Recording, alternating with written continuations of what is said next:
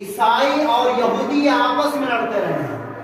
کبھی عیسائیوں کا غلبہ ہوتا تو عیسائی لوگ یہودیوں کو خوب مارتے،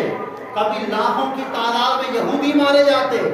اور کبھی جب یہودیوں کا غلبہ ہوتا تو یہودی عیسائی لوگوں کو بہت مارتے، یہاں تک کہ یہودیوں نے حضرت عیسیٰ علیہ السلام کو ستایا،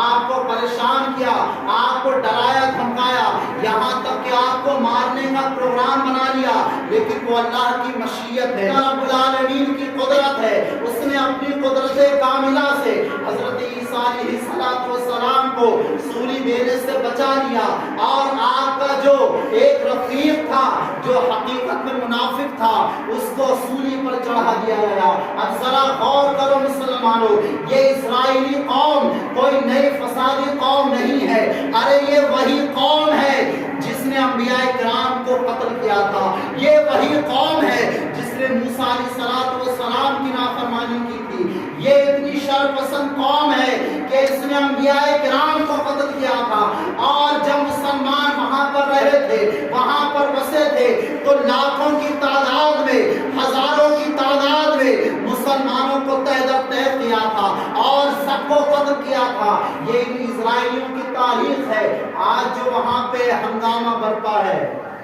ادھر غزہ کی طرف اور ادھر اسرائیل کی طرف جو آپس میں ٹکراؤ ہے، یہ ہو کیوں رہا ہے معلوم ہے آپ کو؟ یہ بس یہ جو بیت المقدس ہے جہاں پہ مسجد اقصیٰ ہے، اسی ایک خطے کی وجہ سے یہ سب ہو رہا ہے۔ اب اس کا تاریخی پس منظر میں آپ کو بتاؤں، حضرت داؤد علیہ السلام نے ایک ہیکل تعمیر کی، وہاں پہ ایک عمارت بنائی، لیکن وہ عمارت پوری نہ بن سکی۔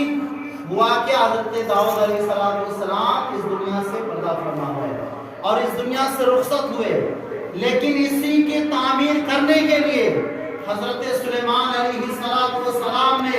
یہ بیڑا اٹھایا، اور آپ کے، کیونکہ آپ پوری دنیا کے بادشاہ تھے، انسانوں کے بادشاہ تھے، پرندوں حیوانوں کے بادشاہ تھے، یہاں تک کہ جنات کے بھی بادشاہ حضرت سلیمان علیہ السلام رہے ہیں۔ حضرت سلیمان علیہ السلام نے اس تعمیر کو شروع کیا، اس بلڈنگ کو بنایا جس کو ہیکل سلیمانی کہتے ہیں۔ ابھی کچھ باقی رہ گیا تھا، یہاں تک کہ جنات راتوں دن کام کرتے تھے۔ ہوتا یہ تھا حضرت سلیمان علیہ السلام جب وہاں سے چلے جاتے تھے تو یہ جنات شر پسند قوم تھی، یہ بھی کام کرنا چھوڑ دیتی تھی۔ اب آخری وقت میں حضرت سلیمان علیہ السلام کی نگاہوں کے سامنے ہیکل سلیمانی تعمیر ہو رہا ہے۔ اب ہوتا یہ ہے کہ آپ کی روح آپ کے جسم انصری سے پرواز کر جاتی ہے، لیکن اللہ کی مشیت یہ تھی، ایک عصا کے سہارے،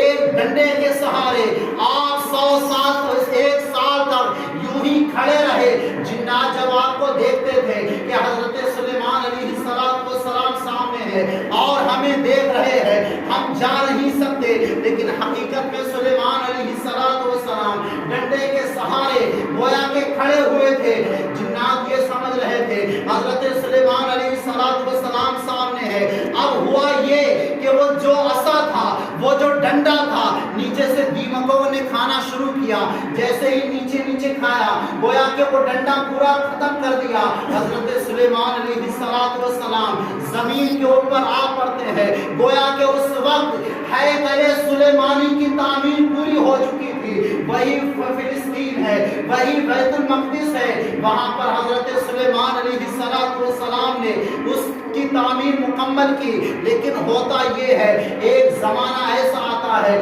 یہ یہودی وہاں پر رہتے ہیں، رہتے یہ گناہگار زیادہ ہو جاتے ہیں، گناہوں میں ملوث ہوتے ہیں، زناکاری میں مبتلا ہوتے ہیں، سود خوری میں مبتلا ہوتے ہیں۔ ایک بادشاہ آیا جس کو بخت نصر کہتے ہیں، آ کر کے فلسطین کی زمین پر آیا اور اس نے فلسطین پر ایسا حملہ